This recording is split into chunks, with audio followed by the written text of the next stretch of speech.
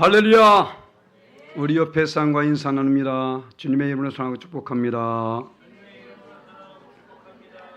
다시 한번 인사합니다. 메리 추석. 할렐루야. 내일이 추석입니다. 할렐루야. 자, 오늘도 우리에게 주신 말씀입니다. 모두 그 자리에 일어나셔서 골로새서 3장 12절로 15절 말씀입니다. 전인성경으로 신약성경 327면에 방송실 정신 차리세요. 골로새서 3장 12절로 15절 말씀, 내게 주신 하나님의 말씀입니다. 아멘. 한 개 번독합니다. 그러므로 너희는 하나님의 택하사 거룩하고 사랑받는 자처럼 긍휼과 자비와 겸손과 온유와 오래 참음을 옷 입고, 누가 누구에게 불만이 있거든 서로 용납하여 피차 용서하되 주께서 너희를 용서하신 것 같이 너희도 그리하고 이 모든 것 위에 사랑을 더하라. 이는 온전하게 매는 띠니라. 그리스도의 평강이 너희 마음을 주장하게 하라. 너희는 평강을 위하여 한 몸으로 부르심을 받았나니 너희는 또한 감사하는 자가 되라. 아멘. 모두 자리에 앉아주시기 바랍니다. 자, 우리 함께 따라하십니다. 아름다운 신앙인. 자, 대한민국 땅에 5만여 개 이상의 교회가 있습니다. 성도의 수는 여전히 많이 있었는데 지금 줄어들어서 860만가량 된다고 말하고 있죠. 주의 종들도 12만에 가까운 주의 종들이 있습니다. 참 우리 엄청난 하나님의 은혜죠. 짧은 기독교 역사 가운데서 이 땅 가운데, 그것도 이 조그만 땅덩어리 안에 이 많은 교회들이 있고 이렇게 많은 주의 종들이 있고 믿음의 선이 있다는 것, 이 시간도 여전히 도저히 찾아볼 수 없었던 일들이 지금 벌어지고 있잖아요. 곳곳에서 얼마나 많은 사람들이 함께 예배하고 있습니까? 다 중요한 것은 이렇게 많은 분들이 예배하고 함께 나가고 있음에도 불구하고, 이들 수많은 교회들이 있고 수많은 주의 종들이 있음에도 불구하고 세상은 여전히 악하다는 것입니다. 세상은 여전히 변화되지 않고 있다는 것이죠. 사도 바울 한 사람을 통해서 아시아 지역의 수많은 나라들이 구원받게 되었고 복음화되었습니다. 단 한 사람을 통해서. 그런데 지금은 골목골목마다 구석구석마다 한 건물의 어떤 것은 위아래로 교회가 있고 수많은 교회들이 질비해 있습니다. 그럼에도 불구하고 여전히 이 땅은 악하고 폐역한 까닭이 무엇일까요? 명목상 그리스도인이라고 말하면서 전혀 그 삶은 그렇지 않기 때문에 그런 것입니다. 자기 자신이 지금 잘못된 믿음을 갖고 있다는 그 사실조차도 알지 못하고, 그렇기 때문에 오히려 세상에서 지금 너희는 세상의 빛이 되라 소금 되라 말씀했음에도 불구하고 오히려 공분을 쌓고 있습니다. 교회가 교회로서의 사명을 감당치 못하고 주의 백성들이 주의 백성으로서의 사명을 감당치 못할 때에 결국은 맛을 잃어버린 소금처럼 밖에 버려지게 될 것이고 결국은 밟힐 수밖에 없게 되는 것입니다. 자, 우리는 이 시점에서 다시 한번 우리 믿음을 점검하기 원합니다. 금요일도 말씀을 전했는데 금요일 나오신 분이 참 많았었죠. 안경숙 권사님을 대표로 말씀드릴까요? 금요일날 말씀 제목이 무엇입니까? 모르잖아, 그죠? 안 와도 돼. 어차피 와도 모르고 안 와도 몰라. 그냥 몰라. 오늘 말씀의 제목에 힌트가 있음에도 불구하고 몰라. 금요일날 말씀 제목은 아름다운 믿음의 공동체였었어요. 오늘은 아름다운 신앙인이죠. 아름다운 신앙인의 공동체, 믿음의 공동체와 아름다운 신앙인과 다를 바가 있을까요? 아름다운 신앙인들이 모여진 교회가, 그 공동체가 아름다운 공동체가 되는 것입니다. 그렇죠. 아무리 많은 사람들이 있다 한들, 저는 솔직히 교회 부흥, 우리 안수집사도 교대했지만 부흥 너무 좋죠. 기도합니다. 하지만 저는 그냥 교회 부흥을 위해서 기도하지 않아요. 새벽에 나와서 우리 기도 함께 하신 분들은 다 들으시겠지만, 하나님 예배자의 수가 되어지게 하옵소서. 할렐루야. 아무리 많은 사람들이 이 자리에 가득 채운들 그 하나님께서 기뻐하지 않습니다. 하나님은 예배한 자를 찾으십니다. 아멘. 예배하는 자가 말씀을 통해서 그 신앙이 아름다워지게 되는 것입니다. 오늘도 이곳에 나온 여러분들의 말씀을 듣습니다. 알게 될 것입니다. 하지만 이곳에 오지 아니한 분은 알 길 없다니까요. 예배가 아니고는 도저히 아름다운 신앙을 가질 수가 없다라는 것입니다. 그러한 사람들이 명목상 그리스도인으로서 세상에 질비하게 있으니까 그들의 삶이 어떨까요?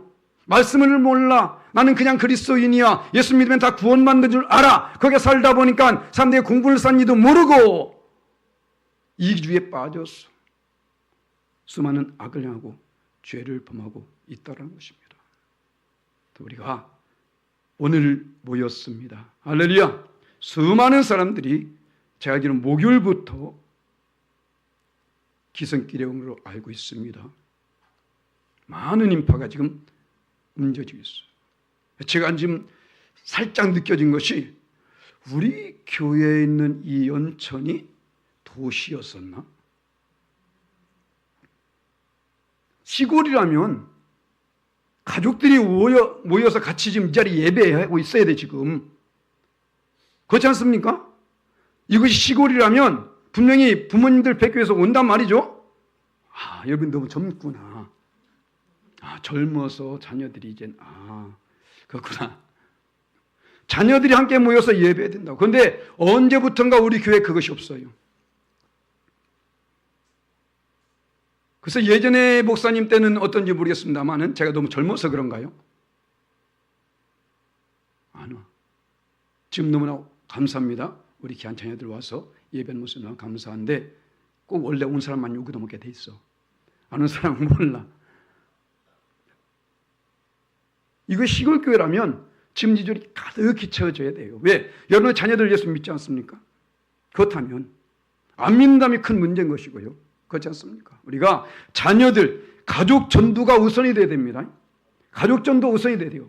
듣든지 안 듣든지 어쩌는 간에 자녀들을, 어느 분이 그러시더라고. 지금 자녀가 부모님의 말을 안 듣는데 순종하라니까 비웃더래요.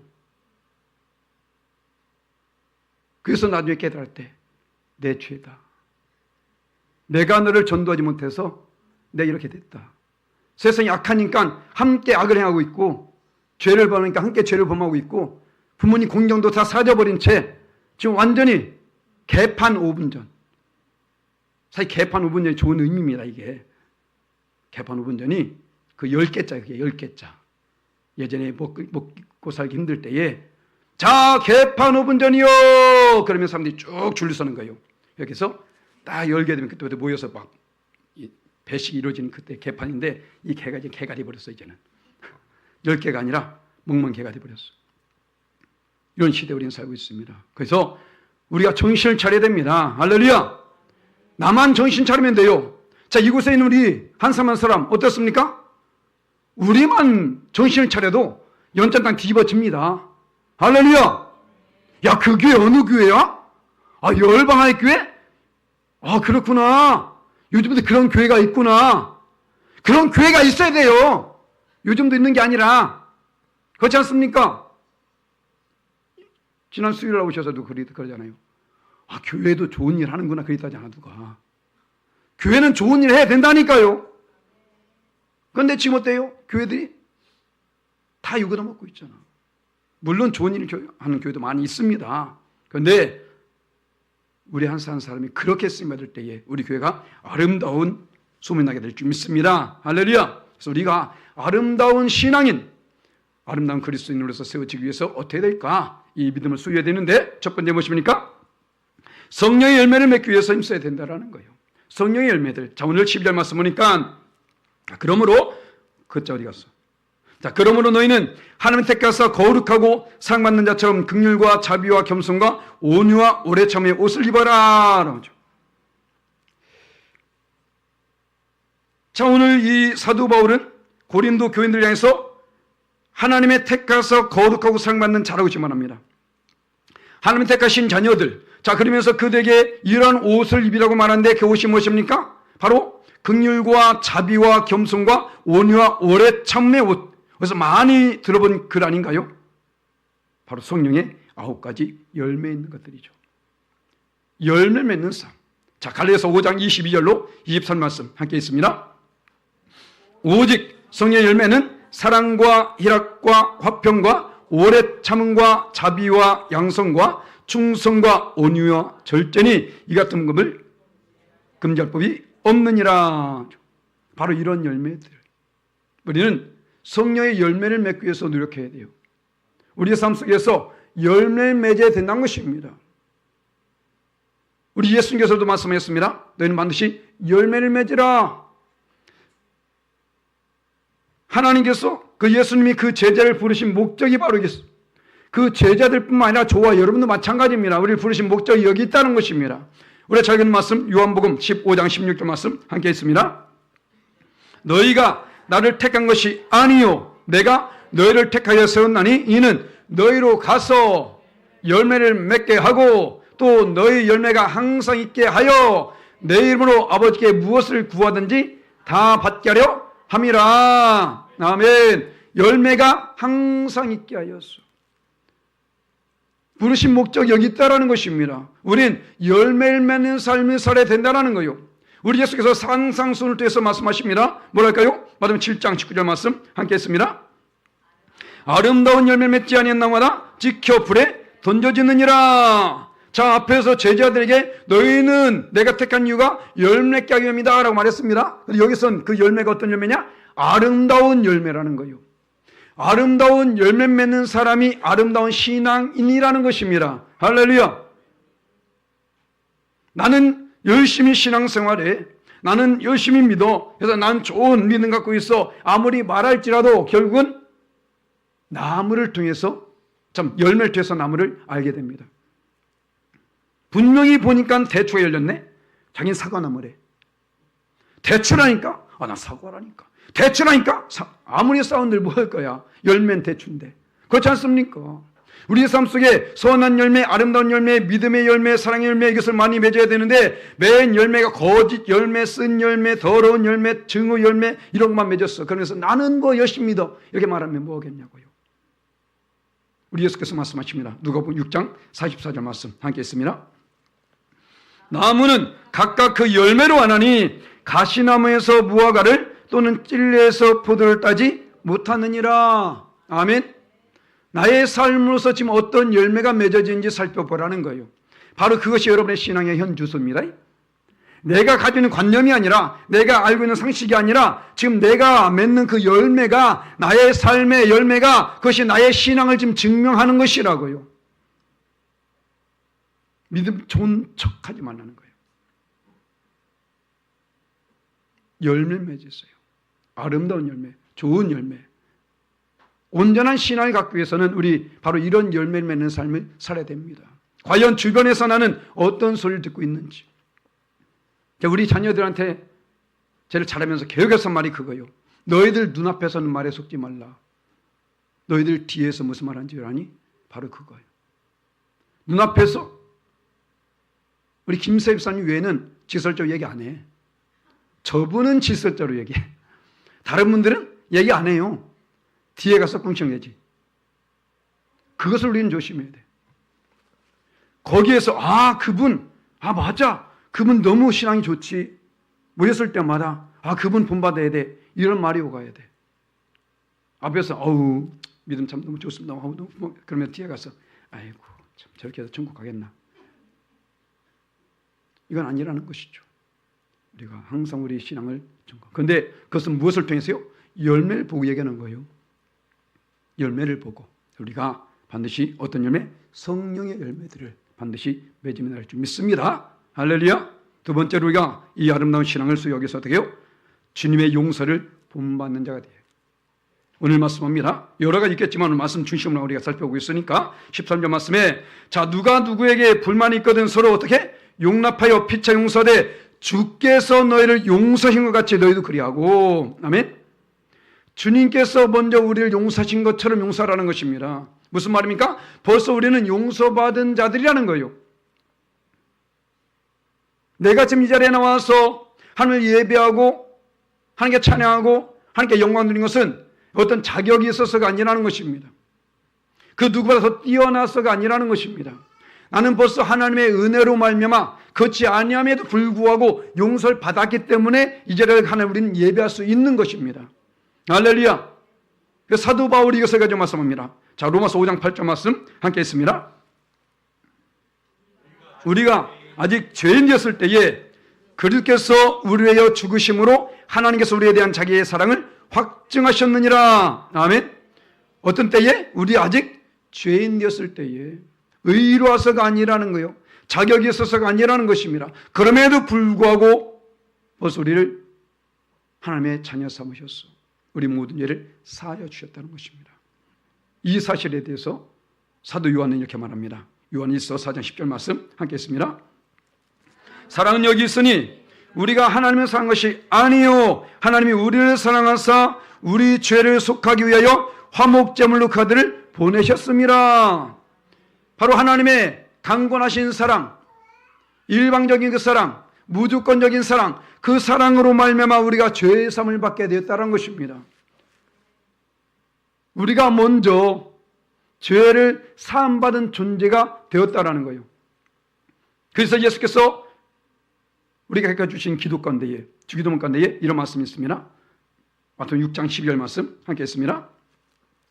우리가 우리에게 죄 지은 자를 사하여 준 것 같이 우리 죄를 사하여 주시옵고. 자, 잘 보세요. 마태복음 6장 12절 말씀입니다. 6장 12절 말씀. 우리가 우리에게 죄 지은 자를 사하여 준 것 같이 우리 죄를 사해달라. 무엇입니까? 우리가 먼저 죄를 사해야 되겠죠. 그런데 12절인데 바로 15절 그 뒤에서 이렇게 말씀합니다. 볼까요? 함께 있습니다. 너희가 사람의 잘못을 용서하지 아니하면 너희 아버지께서 너희 잘못을 용서하지 아니하시리라. 아멘. 바로 말씀하죠. 우리가 누군가의 잘못을 용서하는 것이 해도 되고 안 해도 되는 것이 아니라는 것입니다. 반드시 용서해야 된다는 거예요.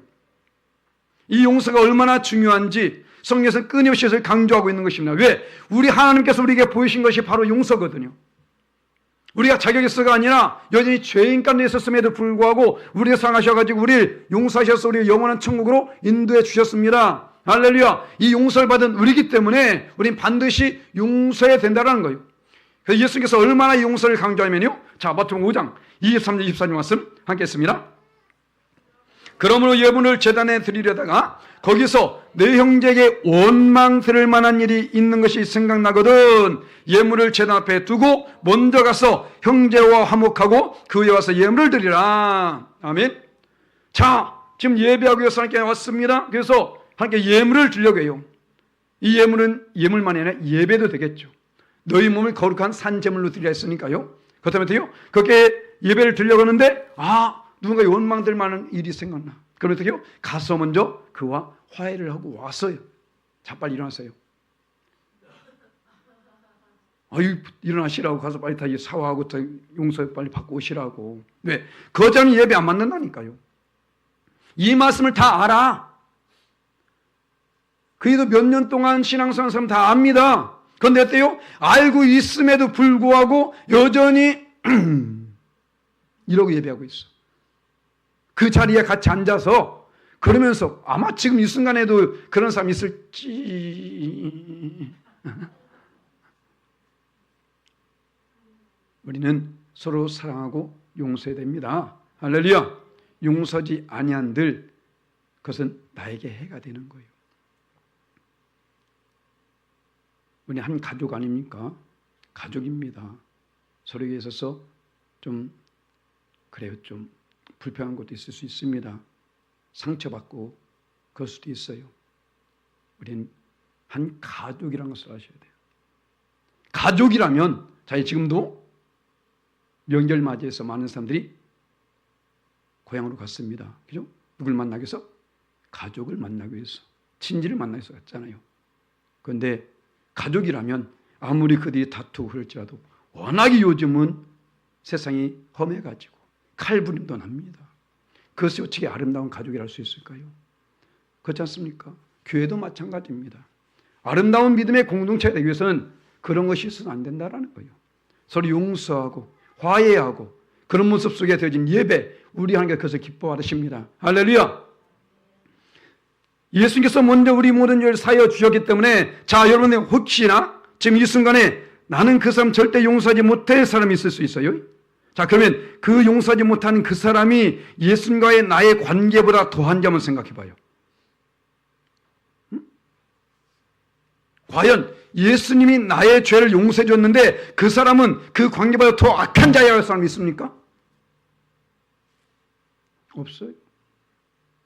아무리 생각해 봐도 예수님과 나의 관계보다는 못합니다. 그잖아요. 그럼에도 불구하고 나 같은 존재임에도 불구하고 나 같은 존재를 예수님께서 친히 그냥 용서해 주신 것이 아니라 당신의 몸을 십자가 못 박혀 죽으시면서까지도 우리 죄를 용서해 주셨는데 하물며 내가 용서하지 못할 것이 무엇이 있겠냐고요. 그래서 이것을 강조하고 있는 것입니다. 예수님이 먼저 용서하셨기 때문에 강조해서 말씀하실 수 있는 거예요. 용서하지 않았더라면 하지 않겠죠. 하지만 먼저 용서의 모습을 보이셨습니다. 그렇기 때문에 이제 우리에게 그것을 요구하고 있는 겁니다. 너희도 서로 용서하라. 할렐루야. 바로 이 마음을 우리가 가져야 되는 거예요. 그럴 때에 그런 사람들이 모여진 교회에 얼마나 아름답겠습니까? 바로 우리가 그런 신앙을 소유해야 될 줄 믿습니다. 세 번째 우리가 아름다운 신앙을 소유하기 위해서 어떻게 해요? 모든 것 위에, 이 모든 것 위에 사랑의 띠를 매라. 자, 오늘 14절 말합니다. 이 모든 것 위에 사랑을 더하라. 이는 온전하게 매는 띠니라. 자, 모든 것 위에 이것 맞습니다. 그 위에 무엇을? 사랑을. 모든 위에. 결국 완성이 무엇으로 이루어진다? 사랑으로 완성이 이루어져라 이거예요. 사랑으로. 그래서 사도 바울은 로마 13장 10절 말씀에 이 사랑에서 이렇게 말합니다. 자, 13, 10절 말씀 함께 있습니다. 사랑은 이웃에게 악을 행하지 아니하나니 그러므로 사랑은 율법의 완성이니라. 아멘. 사랑이 얼마나 중요한지 이 사랑으로서 모든 것이 완성이 됩니다. 그런데 곧 율법의 완성이 말이에요. 자, 사랑이 율법의 완성 이유가 무엇일까요? 우리 하나님께서 주신 율법이 있습니다. 무엇입니까? 십계명이죠. 그 십계명. 십계명을 예수님께서 두 개로 나눴어. 무엇입니까? 하나님 사랑과 이웃 사랑이죠. 그런데 그것을 또 하나로 만듭니다. 자, 봐볼까요? 요한복음 13장 34절 말씀 함께 있습니다. 새 계명을 너희에게 주노니 서로 사랑하라. 내가 너희를 사랑한 같이 너희도 서로 사랑하라. 아멘. 자, 예전에 있던 십계명 그것을 둘로 나눠서 이제 또 하나님의 사랑, 이웃 사랑. 그런데 그 모든 계명을 하나로 만든 것이 무엇이냐? 새 계명을 내게 주니 곧 서로 사랑하라. 그래서 지금 사도 바울은 사랑은 율법의 완성이라고 말하고 있는 거예요. 사랑은 해도 되고 안 해도 되는 것이 아니라 우린 반드시 사랑해야 된다는 것입니다. 무슨 사랑으로? 주님의 사랑으로. 그래서 베드로도 이렇게 말하죠. 4장 8절 말씀, 베드로전서 4장 8절 함께 있습니다. 무엇보다 뜨겁게 서로 사랑할지니 사랑은 허다한 죄를 덮느니라. 아멘. 뜨겁게 사랑. 그냥 사랑이 아니라 뜨겁게 사랑하라. 무엇 때문에? 죄를 덮어주기 위해서. 이걸 누가 보이셨습니까? 예수님이 보이신 사랑이에요.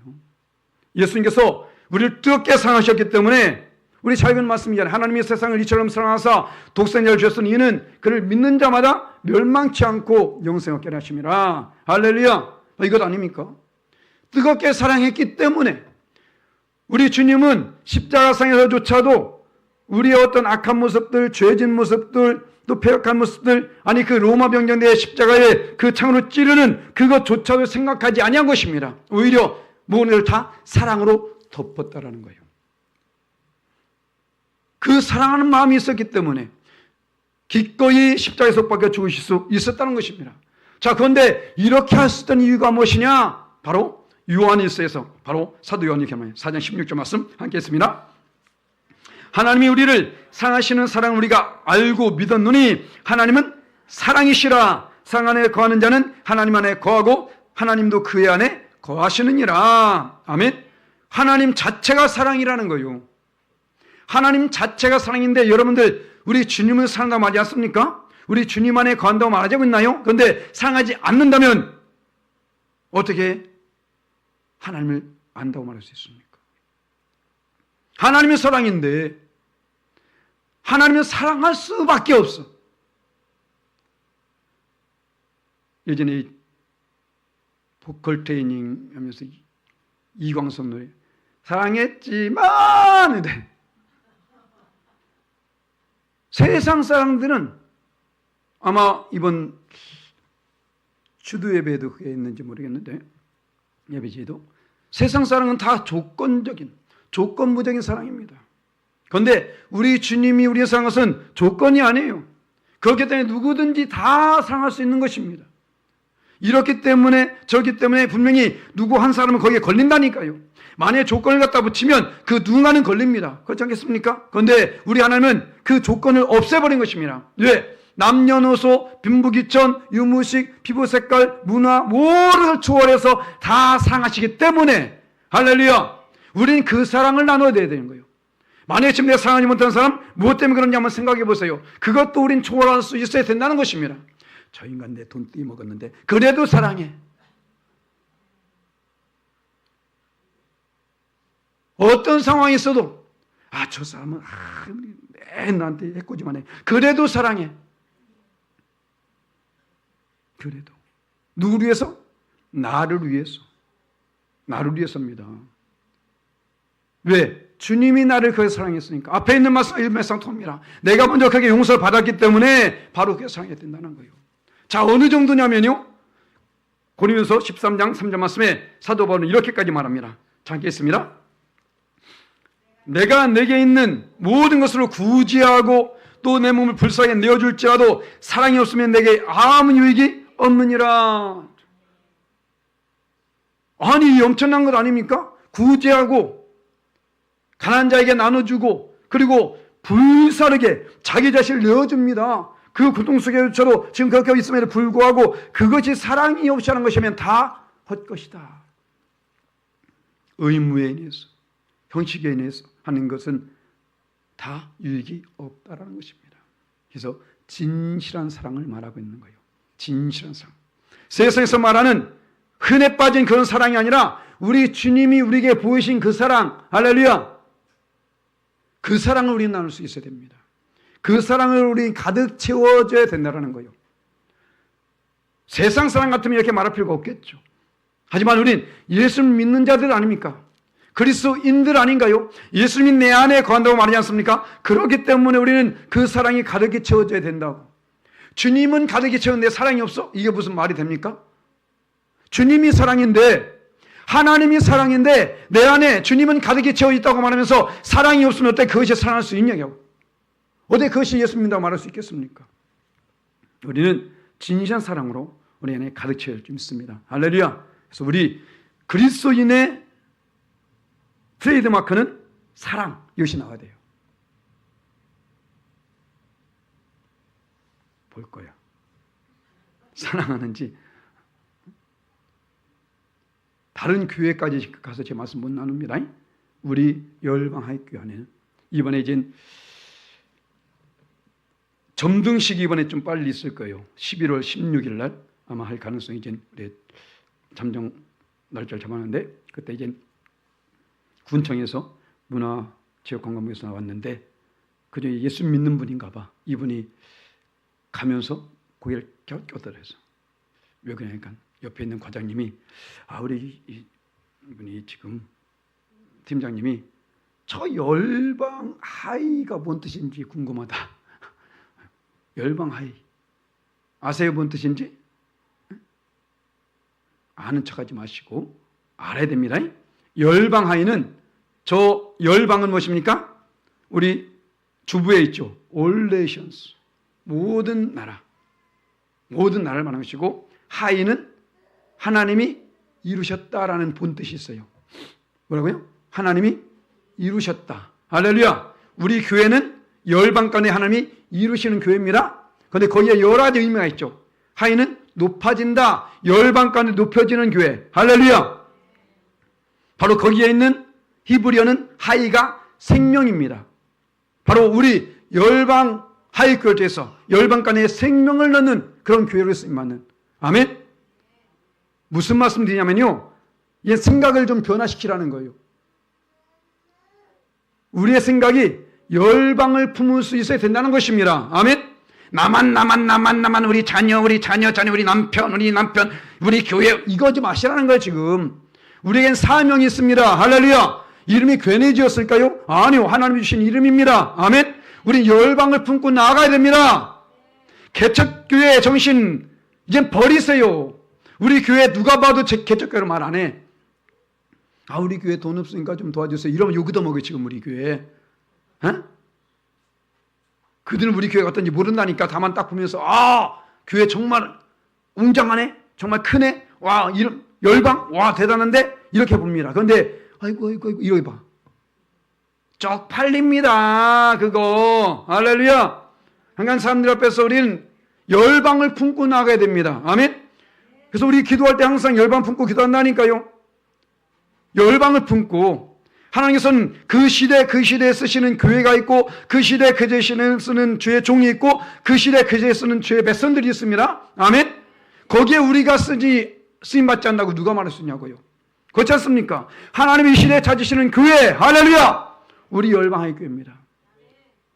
그 자신 종이 바로 제가 될 것이 여러분 될 수 있고, 그 백성이 바로 여러분 될 수 있다는 것입니다. 아멘. 분명히 하나님께서 예루살렘 명망할 때에 예레미야서 5장 1절 말씀에, 야, 지금 속히 예루살렘 거리로 나가봐라. 만약에 정의를 행하고 진리를 구하는 몇 사람? 많은 사람이 아니었습니다. 한 사람.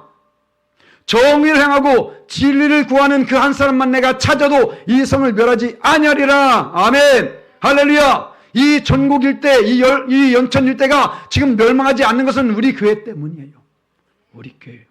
우리끼리 하는 말인데 우리 교회 때문. 할렐루야. 저는 그렇게 생각해요. 이번에 이제 명절 맞이해서 또 차를 타고 이제 시골 가잖아요. 전 그러면서 갑니다. 자식들아, 나 때문에 이들 참 막히는 거예요. 자식들아. 뻥뻥뻥 뚫려. 그래서 왜 내가 가야 되니까. 그래서 하나님, 그냥 이 길로 갈까요? 옆으로 갈까요? 그러면 차가 한 대가 치에 좀 느리게 와. 아, 옆으로 가는 거. 옆으로 딱 가. 그럼 쭉 뚫려. 그냥 좀 이상한 노래 부르면서 욕하면서 다니지 마시고 기도 좀 하면서 다니세요. 막힌다고 이러지 마시고 다 하나님의 뜻이 있습니다. 거기서 기도하시라는 거예요. 기도의 맛을 본 사람은 기도하게 되어 있습니다. 서산까지 아주 열심히 또 멀리 가야 되는데 저는 막혀도 별로 걱정 안 해. 어차피 아내하고 애들은 다 차.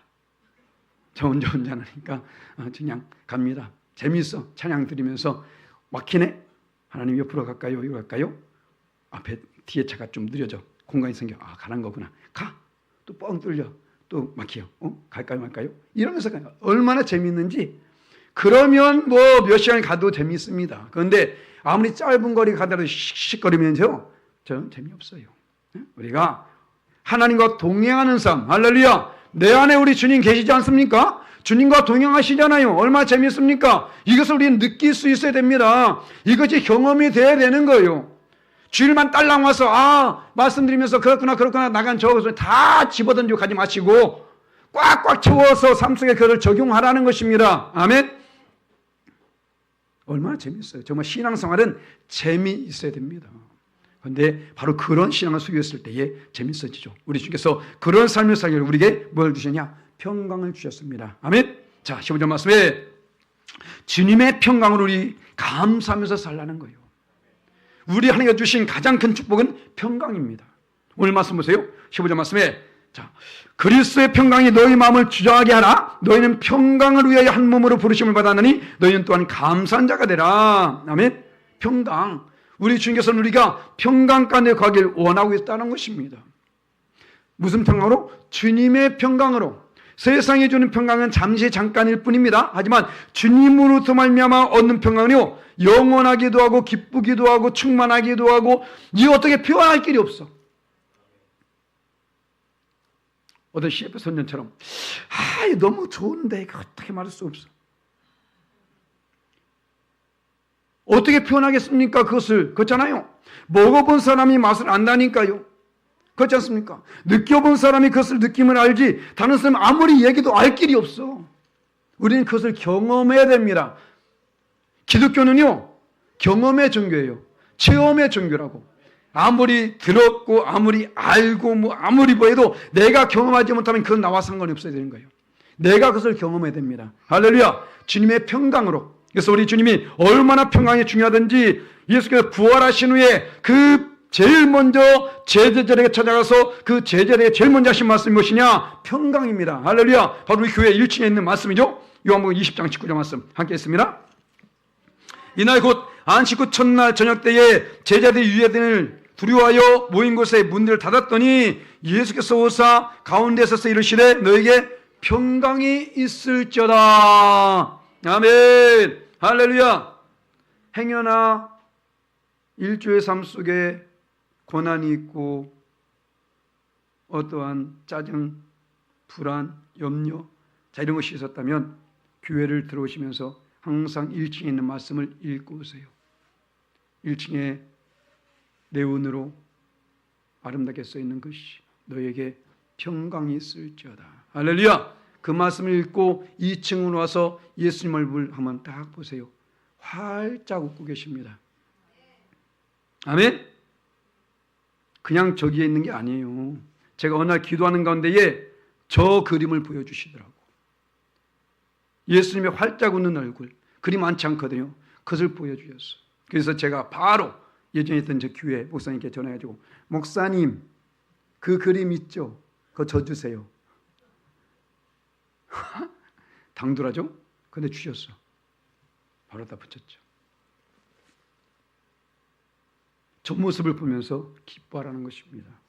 항상 기뻐하라. 할렐루야. 바로 우리에게 평강을 주신 우리 주님께서 지금 너에게 평강이 있을지어다 라고 말씀하십니다. 이 말씀하신 것은 무엇입니까? 바로 그 평강을 줄 수 있는 분이 우리 주님이시기 때문이란 거예요. 바로 그 주님이 평강의 왕이라는 것입니다. 아멘. 그래서 이사야서 9장 6절 말씀 함께 했습니다. 이는 한 아기가 우리에게 낳고 한 아들 우리에게 주신 바 되었는데 그의 어깨에는 정사를 메었고 그의 이름은 기묘자라 모사라 전하신 하나님이라 영유하신 아버지라 평강의 왕이랄 것입니다. 아멘. 평강의 왕. 히브리서 기자도 말합니다. 바로 살렘의 왕이니 곧 평강의 왕이다. 바로 예수님이 평강의 왕이십니다. 그 예수님 우리는 왕으로 모시고 있습니다. 그러니까 우리는 그 안에서 참된 평안을, 그 평강을 누릴 수 있어야 된다는 거예요. 자, 이 정도면 어느 정도가 되십니까? 아름다운 신앙인으로서 어떻게 될지, 물론 성경 말씀 안에 곳곳에 수많은 말씀이 있습니다. 그런데 그 다 살펴보려는 여러분들 집에도 못 가고 명절 다 못 지내. 오늘 말씀 중심으로 4가지를 알아봤습니다. 바로 우린 어떻게요? 성령의 열매 맺기 위해서 힘을 쓰라는 거예요. 매일매일 삶 속에 나 자신을 돌아보면서, 그리고 주님께서 우리 용서하신 것처럼 우리도 그 용서를 본받아서 용서를 베푸는 삶을 살아요. 그리고 어떻게요? 모든 것 위에 사랑의 띠를 매라. 완전히 묶어버려라 이거로. 그 어떤 것도 사랑이 없으면 안 됩니다. 바로 주님의 사랑으로 묶고 마지막으로 내 안에는 주의 평강으로 가득히 채워져서 이것으로서 감사하면서 함께 영광되며 나가시는 저와 여러분 되시기를 예수님의 이름으로 간절히 축원합니다. 아멘.